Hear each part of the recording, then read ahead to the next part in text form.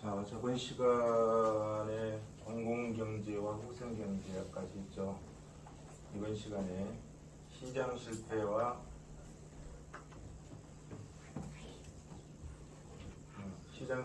정부 개입의 필요성을 살펴보도록 하겠습니다. 저쪽에 있을까?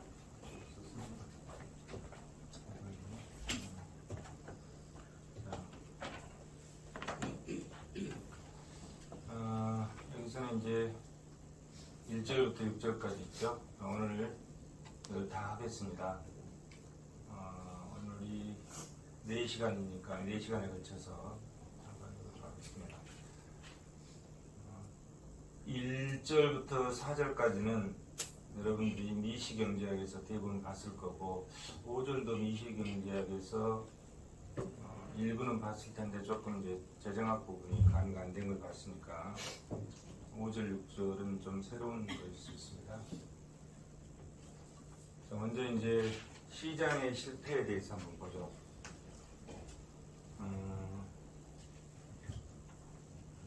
시장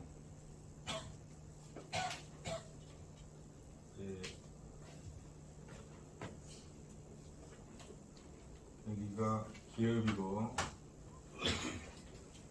여기가 가게죠.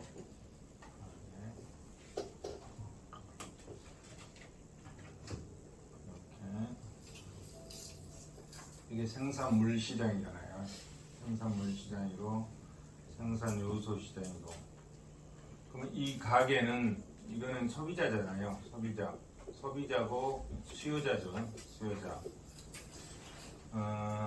그리고 이 기업은 생산자이고 공급자라고 할 수 있죠.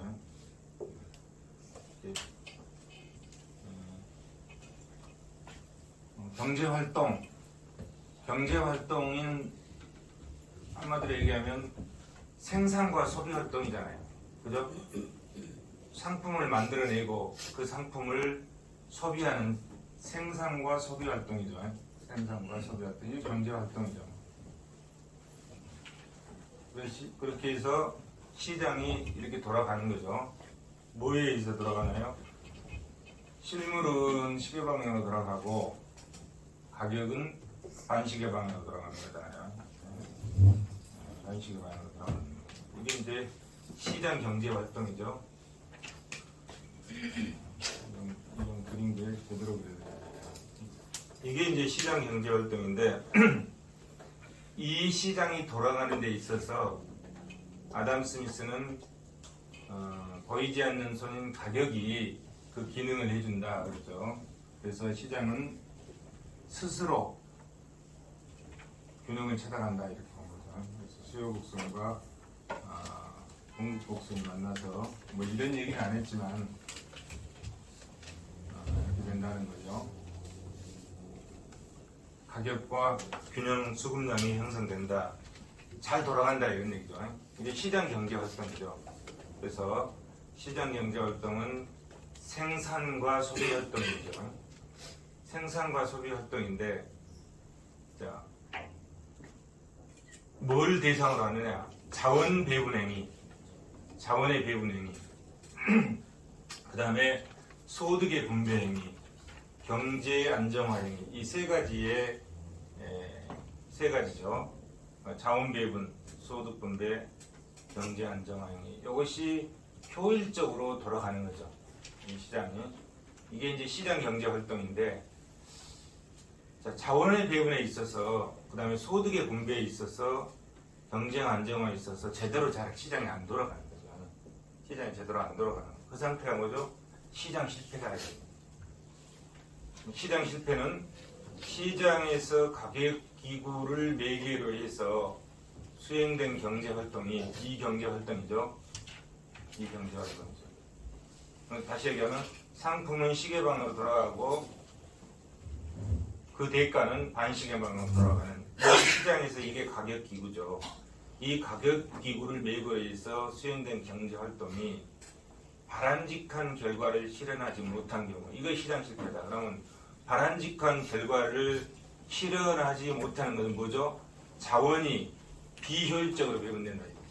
그죠? 저 자원이 여기서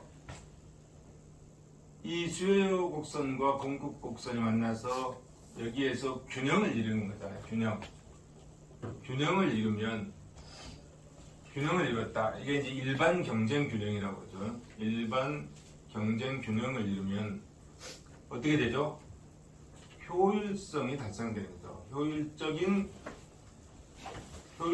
자원 배분이 되는 거죠. 자원 배분이 된다. 자, 일반 경쟁 균형일 때는 효율적 자원 배분이 되는 거잖아요. 이 자원 배분 행위에서. 근데 그것이 바람직한 결과를 낳지 못했다. 그럼 뭐죠? 효율적이지 않다 이런 얘기죠. 효율적이지 않다 이런 얘기죠. 그 다음에 소득 분배 행위도 바람직한 결과를 실현하지 못했다. 여기서 소득 분배는 자 가게가 토지를 제공해주고 뭘 받죠? 토지에 대한 지대, 임료, 그 다음 노동을 제공해주고 노동에 대해 임금을 받고 자본을 제공해주고 자본에 대해서 이자와 배당을 받는 거잖아요. 그러면 이 시장에다 맡겨놓으면 이거를 생산 요소 시장에 소비자가 제공해주고 그 대가를 받는 이것이 뭐죠? 이 대가를 받는 이것들이 이게 소득이다. 소득. 소득은 여기서 창출되는 거죠. 가계의 소득은 여기서 창출되는 거죠. 기업의 소득은 여기서 창출되는 거죠. 기업의 소득은 소득은 다 하고 법인세 차감 전 당기순이익 여기서 법인세를 빼고 법인세 차감 후 당기순이익 차감 후 당기순이익 그러면 이것을 회사에다가 그대로 두면 유보고 이것을 이 기업의 주주에게 배당을 해주면 배당으로 유출이 되는 거죠. 그러면 가게는 자본을 투자했으면 여기서 배당을 받는 거죠. 그 다음에 경제 주체가 가게와 기업과 정부잖아요. 정부니까 가게는 소득을 여기서 창출하는 거죠. 생산 요소를 제공해준 대가로 소득을 창출하고 기업은 여기서 남는 거죠. 그 다음에 정부는 뭐죠? 여기서 법인세 가져가는 거죠. 정부는 법인세 가져간다. 뭐 이 과정에 임금과 뭐 가져가는 것 빼고. 근데 이런 소득 분배 행위가 시장에다 맡겨놓으니까 효율적으로는 됐어. 근데 공평성이 심각하게 유배될 수 있잖아요. 빈익빈 부익부 현상이 생기고, 잘 사는 사람은 배 터지게 먹고 못 사는 사람은 굶고 이런 현상도 생긴다. 그럼 그거를 시정을 해줘야 되잖아요. 그게 또 시장 실패가 되는 거지. 그 다음에 이제 경제가 이게 제대로 돌아가야 되는데 안 돌아간다.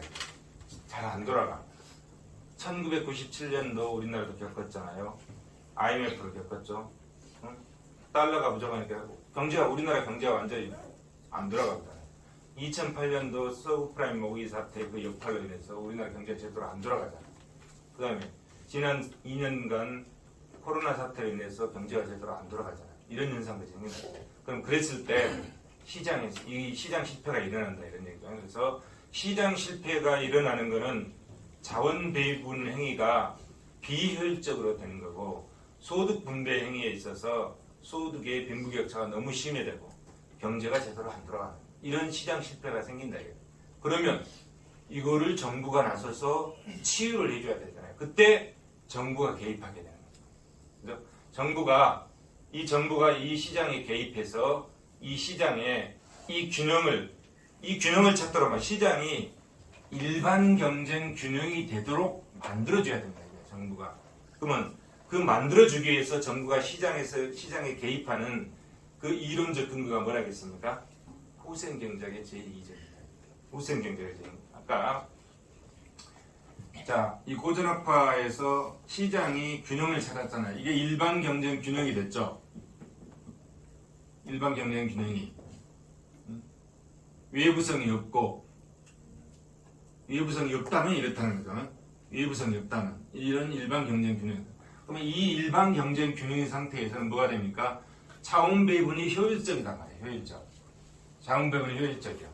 근데 자원 배분이 효율적이지 않는 시장의 실패가 생겼다. 그러면 정부가 이 시장에 개입해서 이 비효율적인 자원 배분을, 이 비효율적인 상태를 어떻게 만들어야 된다? 효율적인 상태로 만들어줄 필요가 있다. 정부가. 그러면 정부가 시장에 개입해서 이 비효율적인 시장을, 자원 배분을 효율적으로 만들어주면, 이것만 만들어주면 어떻게 되죠? 거꾸로 이 시장은 일반 경쟁 균형을 달성한다. 그죠? 이해되시죠? 후생 경제학의 제1법칙은 일반 경쟁 균형이면 자원 배분은 효율적이다. 이게 후생 경제학의 제1법칙이에요. 그것이 이 미시 경제학이다. 근데 시장 실패가 일어나면 이 효율성이 달성되지 않는다. 그러면 정부가 개입해서 이 시장을, 이 비효율적인 시장을 효율적인 시장으로 만들어주면 어떻게 된다? 일반 경쟁 균형 상태가 된다. 그죠? 이것이 후생 경제학의 제2법칙이고, 이 논리에 의해서 정부가 시장에 개입해서 시장을 치유하게 되는 거죠. 이해되시죠? 이렇게 전반적인 거는 이렇게 하고, 그러면 이 시장 실패가 이런 부분, 자원 배분 행위, 소득 분배 행위, 경제 안정화 행위에서 발생하는데, 여기서 발생하는 시장 실패를 다른 형태로 분리해서 한번 구체적으로 살펴보도록 하겠습니다. 자, 시장 실패가 어떤 형태가 있는지 한번 보면, 미시적 시장과 거시적 시장으로 우리가 나눌 수 있잖아요. 자, 여기는 미시적 시장이야, 이 부분은. 그 다음에 이 밑에 두 개는 거시적 시장이죠. 그래서 미시적 시장 실패와 거시적 시장 실패를 우리가 구분해서 한번 살펴보도록 하겠습니다. 자, 이런 행위들이 다 이런 현상으로 인해서 시장 실패들이 다 일어난다. 먼저 시장에서 효율적인 자원 배분이 이루어지지 못한 경우, 어떤 경우는 시장 구조의 틀로 인해서 자원 배분이 비효율적으로 발생한 경우고, 그 시장에서 거래되는 상품, 물건의 특성 때문에, 이 두 가지 요인이죠. 시장 구조, 시장 구조의 틀. 시장 구조의 틀이라는 게 뭐죠? 이걸 얘기하는 거죠. 시장 구조의 틀은 요거.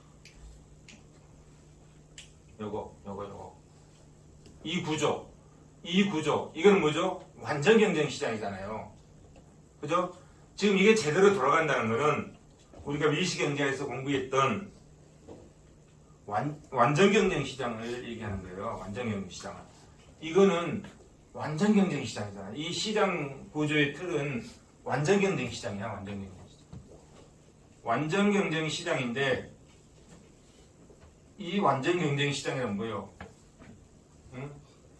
다수의 무수히 많은 수요자와 공급자가, 뭐 몇 가지 조건이 있잖아요. 완전 경쟁 시장의 조건 몇 가지 있잖아요. 정보가 완전하고 뭐 어쩌고 저쩌고, 위험과 불확실성도 없고 몇 가지 있잖아요. 이런 것들이 없는 상태에서 완전 경쟁 시장이고, 그것이 그 시장 구조의 틀 속에서 자원 배분이 효율적으로 이루어진다는 거잖아요. 그죠? 그런데 그 완전 경쟁 시장이라고 하는 그 조건들이 어떻게 되는 거죠? 조건들이 풀리는 거죠. 풀리는 거지. 이렇게. 자, 우리가 경제학을 할 때는 항상 그러잖아요. 자, 두 개의 어떤 요소와 결과치를 놓고 분석을 할 때 나머지는 다 일정불변하다면, 이런 전제를 깔잖아요. 여기도 완전경쟁 시장은 이런 조건이 다 충족된다면 이런 완전경쟁 시장이다. 근데 그 완전경쟁 시장을 충족해 주는 그 조건이 아닐 경우죠. 그게 시장 구조의 특징 내에서 설명하는 시장 실패가 됩니다.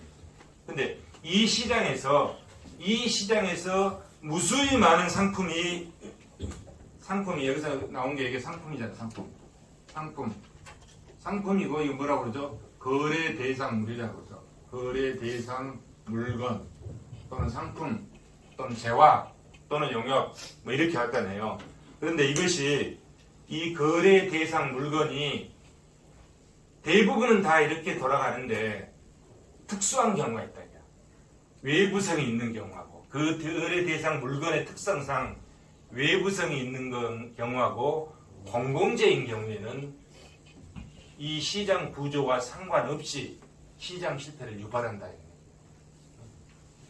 이 시장 구조와 상관없이 그 거래되는 물건의 특성 때문에 시장 실패를 유발하는 것이 몇 가지가 있는데 그 중에 하나가 외부성이고 또 하나가 공공재다. 그래서 외부성과 공공재는 물건의 특성 때문에 발생하는 시장 실패다. 시장 구조의 틀 측면에서 발생하는 것이 아니고 시장에서 거래되는 물건의 특성 때문에 발생하는 시장 실패다. 이런 얘기예요. 그 다음에 이제 이 밑에는 거시적인 측면에서 보는 거잖아요. 여기는 뭐죠? 시장에서 공평한 소득 분배가 실현되지 못한 경우 소득 분배에 실패하는 경우죠. 시장에서 소득 분배 후 부익부 빈익빈 현상이 초래되는 경우들. 그 다음에 이제 시장 경제가 경제 안정을 달성하는 데 실패한 경우 거시적 시장 실패, 인플레이션, 실업, 국제 수지 불균형 이런 것들이죠. 이거는 거시 경제 분야잖아요. 그래서 우리가 지금 여기서 다루는 거는 이것만 다룹니다. 이 부분. 자, 미시적 시장 실패, 공공재와 외부성 독점 이 부분만 다루고 소득 분배의 부익부 빈익빈 현상 초래되는 이 시장 실패 부분은 저 뒤에 가서 복지재정 파트에서 이 부분은 좀 설명이 될 거고 그 다음에 시장 경제가 경제 안정을 달성하는 데 실패하는 이 거시적 측면에서는 이 책에서 다루지 않지만 재정 정책 파트에서 거시적 부분을 조금 다룹니다. 그래서 지금 우리가 다루고자 하는 것은 이 부분입니다. 미시적 시장 실패, 미시적 시장 실패니까 공공시장 구조의 틀 측면하고 거기에서 거래되는 물건의 특성 측면에서 우리가 살펴보도록 하겠습니다. 자, 이건 지난 시간에 봤죠. 자, 정부가 우리가 현재 상태하고 현재 상태가 바람직하지 못하다. 현재 상태가 이렇게 완전 경쟁 시장이다. 그럼 바람직하잖아요. 그럼 고칠 것이 없어. 근데 이 현재 상태가 시장 실패가 일어남으로써 바람직하지 못하다. 그러면 정부가 개입해서 현재 상태를 새로운 상태로 만들어줄 거 아니겠습니까? 새로운 상태로. 그러면 현재 상태에 정부가 개입해서 새로운 상태를 만들어주게 되면 현재 상태와 새로운 상태를 비교해서 이 정책이 제대로 됐는지 안 됐는지 이 판단은 기준이 있어야 될 거 아니에요. 다시 얘기하면 현재 상태에 비해서 새로운 상태가 개선이 됐는지 안 됐는지 판단할 필요가 있다입니다. 그 판단하는 기준이 뭐다? 이런 것들이다. 파레토 기준, 보상 기준. 그래서 지난 시간에 살펴봤습니다. 파레토 기준은 누구도 손해본 사람이 없다. 최소한 똔똔이거나 누구도 손해본 사람이 없다. 보상 기준은 누군가는 손해보고 누군가는 이익을 받는데 손해를 본 그 합계보다 이익을 본 편익의 합계가 훨씬 크다. 이런 경우는 정부가 정책을 추진한다. 이런 얘기죠. 그래서 이 보상 기준에는 파레토 기준, 칼도 힉스 기준, 스키토프스 기준인데 그거에 대해서는 지난 시간에 우리가 살펴봤습니다. 자, 이제 하나씩 보겠습니다. 독점 기업의 시장 균형과 시장 실패에서 한번 살펴보도록 하겠습니다. 자, 불안정 경쟁이잖아요. 불안정 경쟁. 이렇게 완전 경쟁 시장이 일반 경쟁 균형이고 자원이 효율적으로 배분될 텐데 이 시장 구조가 뭐다? 불안정 경쟁 시장이다. 불안정 경쟁 시장에서 독점일 때, 과점일 때, 독점적 경쟁일 때, 그 중에서 지금 여기는 독점 시장에서 어떻게 시장 실패가 일어나는지를 지금 설명하고 있는 겁니다.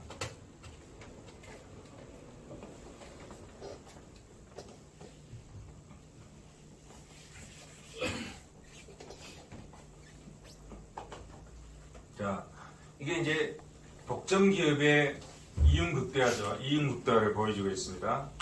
독점 기업의 이윤 극대화 조건은 뭐죠?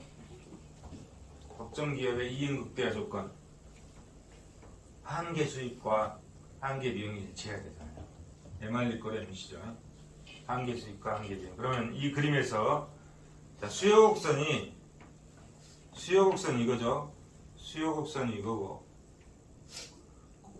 수요 곡선이 이거면 한계 수익 곡선은 어떻게 되죠? 원점과 수요 곡선의 2분의 1 지점을 통과하는 게 한계 수익 곡선이죠. 미분하니까 이렇게 되죠. 이게 한계 수익 곡선이죠. 그 다음에 한계 비용 곡선은 어떻게 되죠? 평균 비용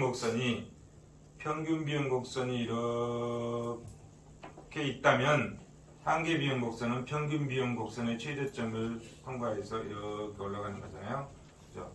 그래서 이윤 극대와 공급량은 여기가 되는 거죠. MR리콜, 이게 MR리콜 MC잖아요. 그럼 얼마만큼 생산하는 겁니까? X1만큼 생산한다 이런 거죠. X1만큼 생산하는데 X1만큼 수요하는데 그때 생산이 아니라 X1만큼 소비하는 거죠. 소비하는데 그때 가격은 위로 쭉 올리면은 이 수요 곡선상에서 가격이 형성되는 거죠. 그래서 그 가격은 어디죠? P1의 가격이 형성됩니다. 그래서 거래량은 X1이고 가격은 P1이다. 그죠? 그러면 어느 정도 이익이 남았습니까? 이익이 어느 정도 남았습니까? 이유는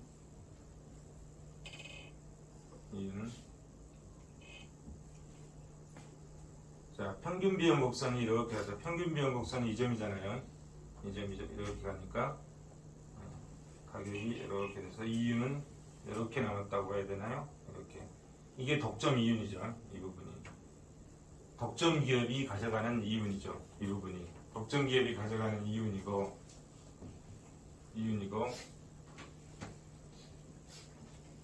이 부분이 손실이 되는 거겠죠. 사중 손실. 누구도 먹지 못하는 사중 손실이 되죠. 만약에 이것이 완전 경쟁 시장이라면 완전 경쟁 시장에서는 P는 리콜의 MC잖아요. 가격과 한계 비용이 일치하는 점이죠. 그럼 가격과 한계 비용이 일치하는 점이 어디죠? 여기네요. 여기. 수요 곡선과 한계 비용 곡선 일치하는 완전 경쟁 시장이라면 가격이 P0가 형성될 거죠. 가격이 훨씬 낮잖아요.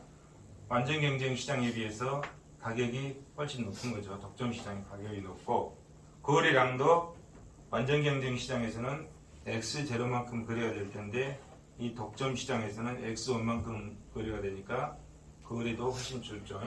그래서 완전 경쟁 시장과 비교했을 때 시장 실패가 일어나는 거죠. 그죠? 그래서 결론을 보면 자, 사회적 후생 손실은 A, B, C 이만큼 났죠. A, B, C만큼 이만큼 사회적 후생 손실이 났다. 이것이 만약에 완전 경쟁 시장이라면 여기서 일반 경쟁 균형이 형성됐기 때문에 이 사중 손실이 발생하지 않는 거죠. 않는데 이것이 독점 기업이다 보니까 A, B, C만큼의 사중 손실이 발생했다. 그래서 완전 경쟁 시장에 비해서 사회적 후생 손실이 이만큼 있다. 그래서 어떻게 됐다? 시장 실패가 일어났다. 그러면 이렇게 독점 기업의 시장 실패가 일어나는데 정부는 이 시장에 개입해서 이 독점 기업을 어떻게 치유할 것이냐. 그 문제가 이제 발생하겠죠. 그거는 뒤에서 보고 이렇게 분석하는 것을 우리가 무슨 분석이라고 하죠? 부분균형 분석이라고 그러죠. 부분균형 분석으로 보는 거죠. 자, 일반균형 분석으로 한번 보도록 하겠습니다. 이제 그거를 독점 기업을 일반균형 분석으로 해서 시장 실패를 한번 살펴보도록 하겠습니다.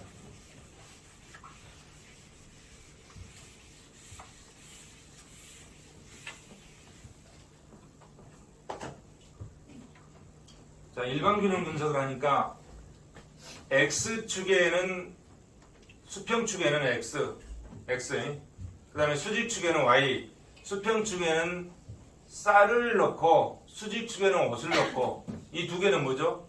둘 다 상품이잖아요. 거래 대상 물건이다 이런 얘기야. 둘 다 상품이죠. 이 생산 가능 곡선, 쌀과 옷을 생산하는 생산 가능 곡선, 이 생산 가능 곡선이 어떻게 도출됐는지는 지난 시간에 우리가 자세하게 살펴봤죠. 생산 가능 곡선이 나오는 엣지버스 상자를 통해서 생산 가능 곡선이 나오는 그 과정을 우리가 살펴봤습니다. 그러면 이 생산 가능 곡선상의 한 점의 접선의 기울기를 뭐라고 그랬죠? 한계 변환율이라고 그랬죠. 그게 한계 변환율. 그러면 이 생산 가능 곡선상의 접선의 한 점의 접선의 기울기 이거죠. 여기 되겠죠. 맞죠? 자, 두 개가 일치하잖아요. 생산 가능 곡선상의 한 점의 접선의 기울기가 MRT XY가 되죠. 이 생산 가능 곡선에 접하는 사회 무차별 곡선, 이 사회 무차별 곡선도 같이 접해 있잖아요. 사회 무차별 곡선과 생산 가능 곡선이 일치하는 이 점에서 균형이 이루어지는데 이 사회 무차별 곡선의 한 점의 접선의 기울기는 뭐죠? 한계 대체율이죠. MRS XY가 되는 거죠. 그래서 이 점에서는 두 개 같잖아요. 두 개 같은 거죠. 이렇게 이 두 개 같은 거죠. 그래서 이 점에서는 두 개가 같다 이런 거죠. 이렇게 균형이 이루어져 있는 거죠. 그래서 뭐죠? 차원 배분의 효율성이 달성돼 있다. 달성돼 있는 거죠. 이 경우는 X제 시장도 완전 경쟁이고 Y제 시장도 완전 경쟁일 때 이렇다 이런 얘기예요. X제 시장도 완전 경쟁이고 Y제 시장도 완전 경쟁일 때 이렇다. 그런데 X제 시장이 완전 경쟁인데 Y제 시장은 불완전 경쟁이다. 이제 이 경우를 보는 겁니다. 우리가 이렇게. 이럴 때는 어디에서 균형이 이루어지냐면 이럴 때는 이 사회 무차별 곡선이 이런 사회 무차별 곡선이 이렇게 하는 사회 무차별 곡선 여기잖아요. 여기죠. 그러면 이 점에서는 이 생산 가능 곡선상의 한 점의 접선의 기울기는 한계 변환율 MRT XY가 되는 거죠. 이게 되죠. 그 다음에 이 사회 무차별 곡선의 한 점의 접선의 기울기 뭐 이렇게 되겠죠. 한 점의 접선의 기울기 이거는 뭐죠? MRS XY가 되는 거죠. MRS XY. 생산 가능 곡선상의 한 점의 접선의 기울기는 이렇게 되겠죠. 요거죠. 요거. 사회 무차별 곡선의 한 점의 접선의 기울기는 이거죠. 이거죠. 그러면 어떻게 되죠? 한계 변환율과 한계 대체율, 기울기 값이 한계 변환율이 작고 한계 대체율이 훨씬 크잖아요. 그죠? 이렇게 이런 현상이 생겼다. 이거는 뭐요? 두 개가 같지 않는 현상이 생겼다는 거잖아요. 그죠? 그렇기 때문에 어떻게 됐다? 자원 배분이 비효율적으로 이루어졌다. 자원 배분이 비효율적으로. 그럼 어떻게 비효율적으로 이루어졌나? 원래는 두 개 다 완전 경쟁이 시작할 때는 자원 배분이 어떻게 이루어져야 이렇게 이루어진다. 쌀을 이만큼 소비하고 옷을 이만큼 소비해야 되잖아요. 그죠? 둘 다 완전 경쟁이 시작이면. 그런데 옷이 불완전 경쟁 시장이 되니까 어떻게 이루어졌나? 이렇게 됐잖아요. 이렇게. 쌀을 이만큼 소비하고 옷을 이만큼 소비했다. 쌀 소비량이 이만큼 줄고 옷 소비량이 이만큼 늘어났다. 이만큼 자원 배분이 비효율적으로 이루어진 상태가 됐다. 그죠? 이해되시죠? 완전 경쟁 시장과 비교해서 이 불완전 경쟁 시장에 어떻게 자원 배분이 비효율적으로 이루어지는지를 우리가 살펴봤습니다. 살펴봤죠? 일반 경쟁 균형으로 아까는 부분 균형 분석으로 살펴봤고, 자 그럼 이런 독점 기업 또는 독점 산업의 폐단에 대해서 한번 보도록 하겠습니다.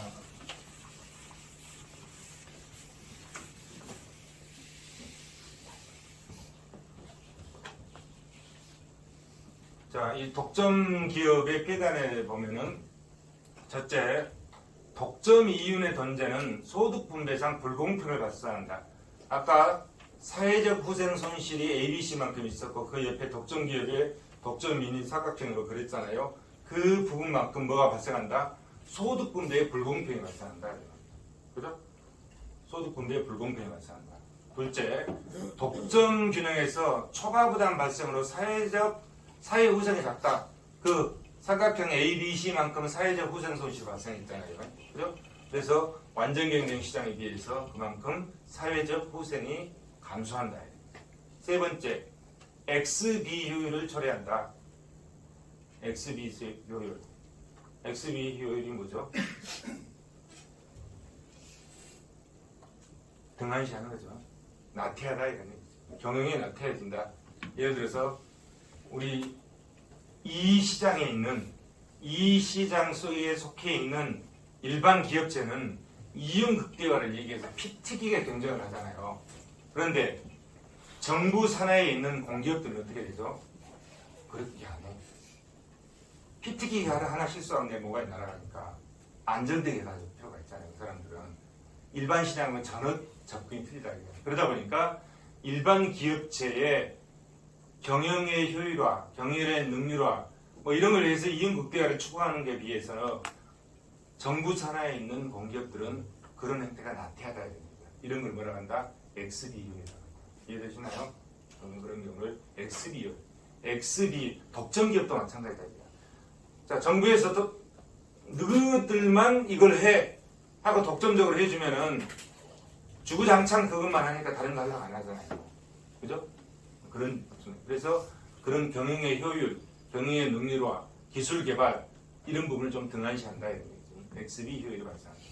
네 번째, 한 기업의 상품 공급, 소비자의 다양한 욕구를 제어한다.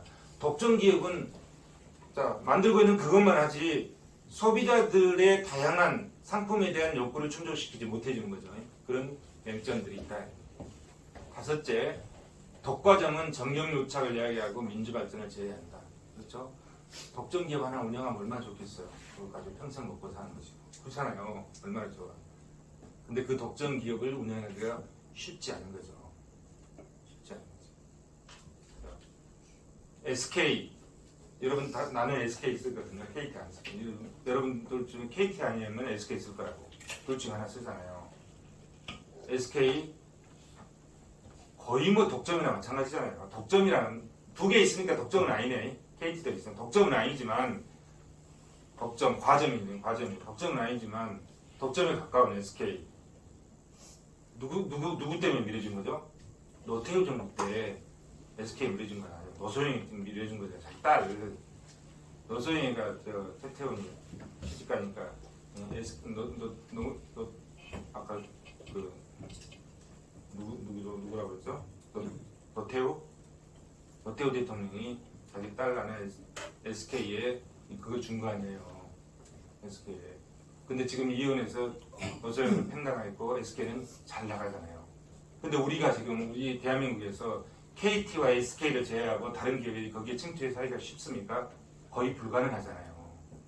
이렇게 된다 이거니까. 정경유착. 이런 게 정경유착이지 뭐. 그렇게 해서 하나 갖고 있으면 주구장창 잘 나가는 거죠. 이런 것들, 이런 폐해들이 있다. 그러면 그런 불안정 경쟁에 대한 대책을 정부는 이걸 어떻게 뜯어보실 것이냐 이런 문제도 생각을 해야 되잖아요. 정부의 직접적 규제, 독과점 금지법을 제정해 가지고 규제를 하는 거죠. 각 나라마다 다 마찬가지 다 합니다.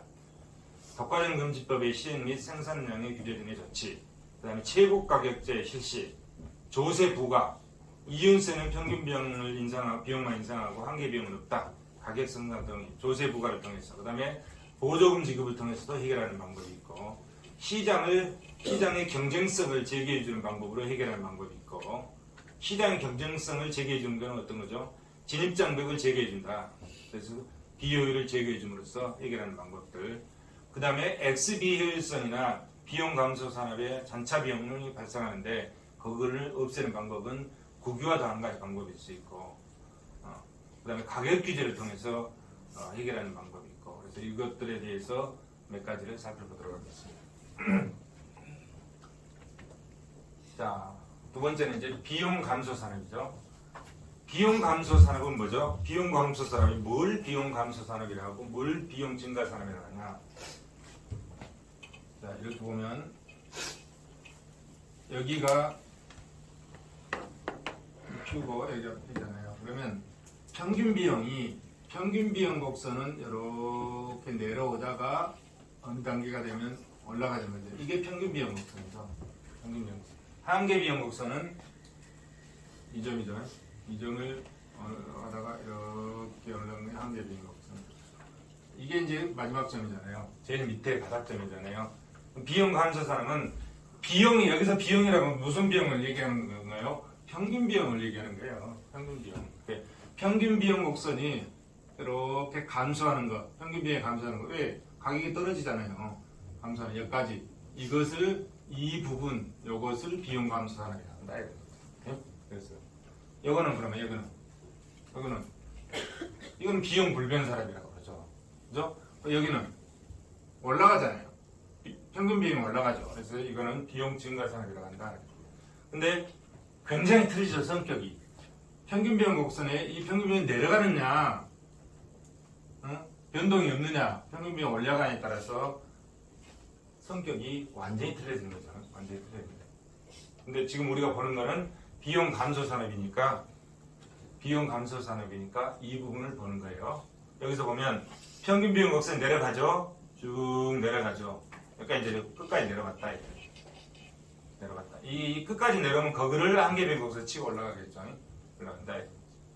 자, 평균 비용 곡선이 이렇게 내려가는 이 부분 비용 감소 산업이다. 그러면 여기서 한계 비용 곡선을 이루고,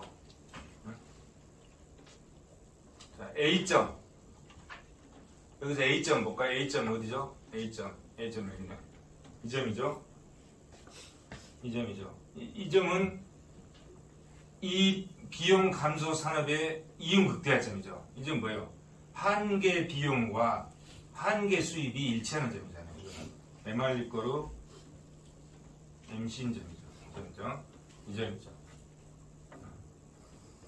그러면 얼마만큼 생산하나요? 가격이 어떻게 형성되나요? 여기서 형성되는 거죠. 이만큼 소비하고 가격이 여기서 형성되는 거죠. 수요 곡선상에서 가격이 형성되니까. 그죠?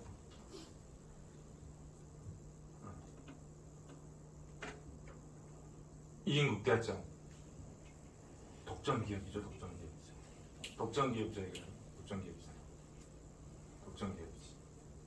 그런데 이번 두 번째 사회적 최적 배분점 B점. 이 B점은 뭐냐면, 자, 이 B점은 한계 비용하고 수요 곡선이 일치했잖아요. 그럼 이건 뭐야? P는 이꼴 MC죠. 이건 뭐죠?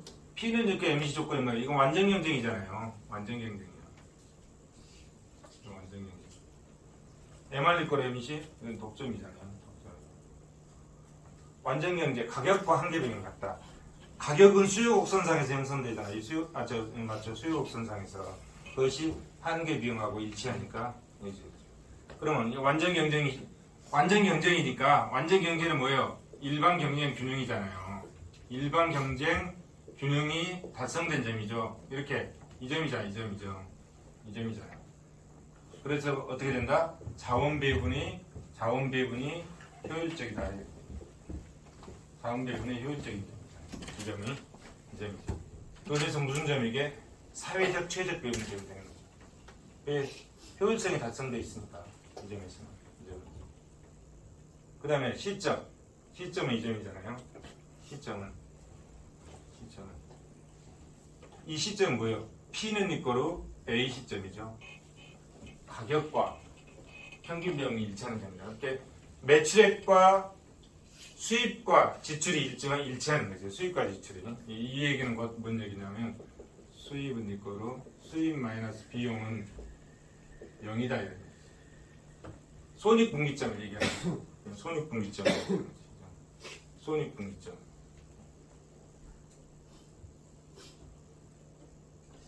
자, OQ 재료를 생산하면, 여기서부터 여기까지가 OQ 재료잖아요. 완전경쟁 시장이죠.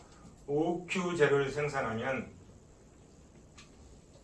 여기서부터 여기까지 이만큼 OQ 재료를 생산하면 어떻게 되죠?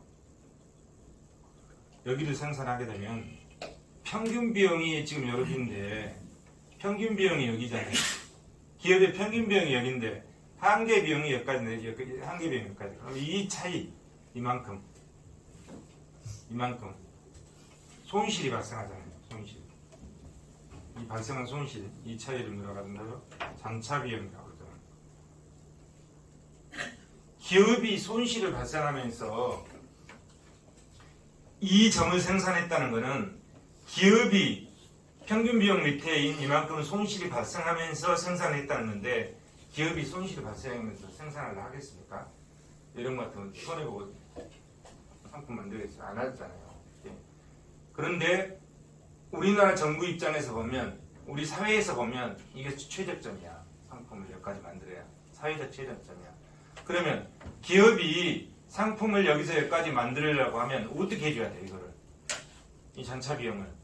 기업은 전차 비용을 이 손실이 발생하면서 만들 수가 없잖아요. 그러면 이거를 정부가 기업에 보조금을 지급해 주든지 아니면 아까 말했지 이 기업을 정부가 국유화해서 정부가 만들어내든지 이 기업을 정부가 운영하든지 이런 방법들이 해결책들이죠. 그런 것들이 해결책이다. 자, 만약에 OQ1을 생산한다면 여기까지, 여기서 여기까지 생산한다면 그건 이 점이니까 P는 그 손익분기점이잖아요.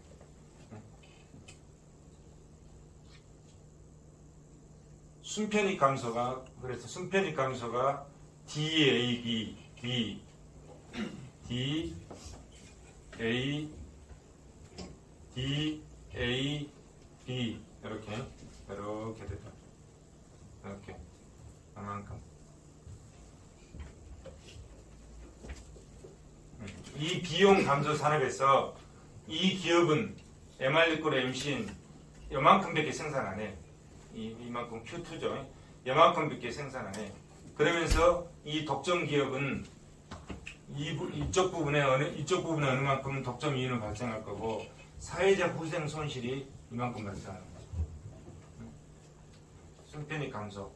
완전 경쟁 시장에 비해서 사회적 후생 손실이 이만큼 발생한다. 자원 전략이 그럼 이만큼이 왜 발생하는지 볼까요? 자, 수요 곡선상의 밑에가 매출액이잖아요. 이게 매출액이야, 매출액. 이만큼이 매출액이요. 자, 매출에 대해서 원가, 비용을 빼면 이익이잖아요. 매출총 이익이죠. 그러면 매출액은 얼마예요? 매출액은 이만큼이에요. 수요곡선 밑에 여기서 여기까지 이것이 매출액이에요. 매출액. 수요곡선. 비용은 이 원가는 이 한계 비용 밑에 있는 여기 한계 비용 밑에 있는 여기서는 이 밑에 있는 여기 원가라고 표현하기 좀 그러네.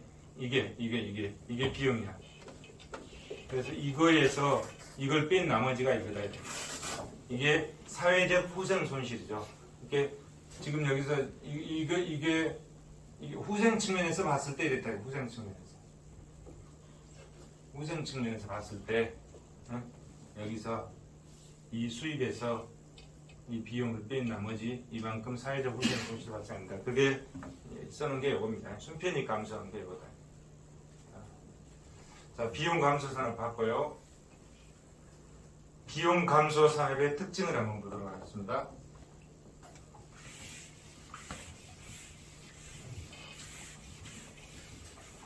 진즉 이거 걷어버리고 이렇게 할까? 또 222원은 이거 걷어버리고 하는 게 좋다고. 원래 이거 없으니까. 이거 쓸 필요도 없고요. 자, 비용 감소 산업의 특징. 자본재의 비분할성. 초기에 막대한 자본이 필요하다. 그래서 대기업이나 정부밖에 할 수 없는 거죠.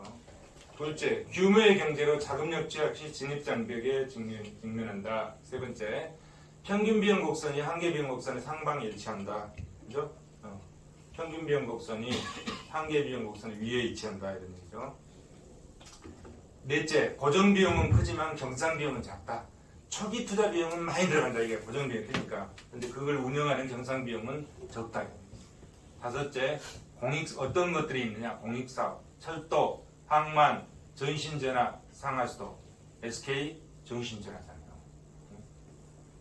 여섯째, 장기적으로 자연 독점을 형성하고 일곱째, 최적 배분점인 B점에서는 잔차 비용을 발생한다. 그래서 그 잔차 비용을 어떻게 할 것이냐에 대한 대책이 필요하다. 비용 감소 산업에 대한 대책, 한계 비용 가격 정책, 평균 비용 가격 정책, 차별 가격 정책, 최대 부가 가격 정책 이런 것들이 있다. 그러면 먼저 한계 비용 가격 정책. 앞에서 본 그림을 일부를 띄워놓은 겁니다. 띄워놓은 거죠. 가격을 어디서 설정한다? 한계 비용에서 설정한다 이러니까 여기서 설정한다. 피눈니꺼리 MBC. 피눈니꺼리 MBC는 뭐예요? 완전경제 시장이잖아요. 완전경제 시장. 여기서 설정했을 때. 그러면 B점에 대응하는 P식 가격이 형성된다. 여기죠? B점에 대응하는 P식 가격이 형성된다. 그다음에 파레토 효율적인 자원 배분이 보장되고 이 점에서는 그렇지만 기업은 잔차 비용 제비만큼 발생한다. 이 그림에서 보죠. 이만큼 잔차 비용이 발생한다. 그다음에 평균 비용 가격 설정. 평균 비용 시점 이 점이죠. 평균 비용하고 수요 곡선이 일치하는 이 점이죠. 거기서는 이 점이 뭔 점이라고 그랬죠? 손익분기점이잖아요. 손익분기점에는 수익과 비용이 같아서 똔똔이지만 그 비용 속에는 뭐가 있다? 정상인이 들어있다. 그 다음에 비용 감소 산업의 독립채상 가능, 파레토 효율적 배분을 이룰 수 없는 한계가 있다.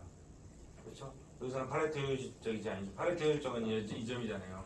P는 이거로 AC, P는 이거로 MC인 점에서 이루어지는 거고, 여기는 P는 이거로 AC인 점이잖아요. 차별적 독점자의 이윤 극대화. 미시경제학이 이거 많이 봤죠. MR은 P 곱하기 1 마이너스 에필론 P분의 1. 한계 수입은 가격과 비례한다. 그렇죠? 한계 수입은 이거 올라가면 뭐 이것도 올라가는 거고, 만약에 수요의 가격 탄력성이 높으면 이거는 낮아지고 이 전체는 올라가니까 이것도 올라가는 거네요. 그죠? 이런 관계가 있다. 그런데 그것이 MR은 P 1만에서 F는 P분의 1. 이거는 이제 상품이 여기 A가 뭐죠? 시장이 하나일 때고, 이거는 이제 A 시장일 경우에, B 시장일 경우에, 두 개 시장이 있을 경우에 한 개 수입이 일치하도록 했을 때 뭐가 된다는 거죠? 이윤이 극대화된다는 거죠. 차별적인 두 시장이 있는데 A라는 시장과 B라는 두 시장이 있는데 그 두 시장의 한 개 수입이 서로 일치하도록 했을 때 뭐가 된다? 이윤이 극대화된다. 그죠? 차별적 독점자의 이윤 극대화니까. 차별 가격 정책은 동일한 재화나 서비스에 대해서 각 소비자가 나타내는 수요의 가격 탄력성이 상이함을 고려해서 소비자별로 다르게 가격을 책정한다. 그죠? 여기서 수요의 가격 탄력성이 다르잖아요. 다르죠? 그럴 때 이 가격을 어떻게 책정할 거냐 문제잖아요. 그게 이제 여기에 나와 있는 거죠. 이 그림에 나와 있죠. 이 그림에 보면 저 시장 A라는 시장은 이거고 B라는 시장은 이거잖아요. A라는 시장이 뭐예요? A라는 시장의 수요 곡선이 굉장히 가파르잖아요. 한계 수익 곡선도 가파르죠. 수요 곡선이 가파르니까. 수요 곡선이 가파르다는 건 뭐예요? 수요의 가격 탄력성이 비탄력적이라는 거예요. 수요 곡선이 완만하다는 것은 수요의 가격 탄력성이 탄력적이라는 거죠. 우리가 봤을 때, 이게 수요 곡선이 이걸 이거다. 완전 비탄력적이잖아요. 수요의 가격 탄력성이 0인 경우. 그죠? 요거는 수요의 가격 탄력성이 무한대인 경우. 그러면 이 수요 곡선을 점점 눕혀보세요. 점점 눕히면 뭐가 올라갑니까? 수요의 가격 탄력성이 계속 증가하는 거죠. 그래서 완전히 눕혀지면 수요의 가격 탄력성이 무한대가 되는 거잖아요. 그죠? 무한대가 되는 거죠. 그래서 여기 보시면 수요의 가격 탄력성이 가파르다 이래요. 가파르. 낮다 이런 얘기죠. 비탄력성 0에 가깝잖아요. 0에 가까우니까 수요의 가격 탄력성이 낮은 경우죠. 기울기가 급한 거는 수요의 가격 탄력성이 적은 경우다 이런 얘기야. 그리고 기울기가 완만한 거는 완만할수록 수요의 가격 탄력성이 커지는 거죠. 그래서 완전히 수요의 곡선이 높여지면 무한대가 된다. 제일 커져 버리잖아요. 그러면 시장을 수요의 가격 탄력성이 낮은 경우하고 수요의 가격 탄력성이 높은 경우로 시장을 두 개로 분리했다 이런 얘기야. 두 개의 시장으로 분리해서 그 두 개의 시장의 가격을 각각 다르게 책정한 거예요. 그죠? 수요의 가격 탄력성이 낮은 데는 가격이 높잖아요. 여기는 가격을 높게 책정하고 여기서 이만큼 이거는 가격을 낮게 책정했다. 수요의 가격 탄력성이 높으면 자 수요의 가격 탄력성이 높으면 가격은 낮게 책정하고 수요의 가격 탄력성이 낮으면 가격은 높게 책정해서 이렇게 차별가격 정책을 편다. 차별가격. 정말 잘 알죠? 차별가격. 그랬을 때 뭐가 된다는 거예요? 이 기업의 이윤이 극대화된다 이런 얘기죠. 그랬을 때 이 기업의 이윤이 극대화된다. 그래서 이 두 개를 합쳐서 그려놓으면 이렇게 된다 이런 얘기죠. 이것이 차별적 독점자의 이윤 극대화 조건.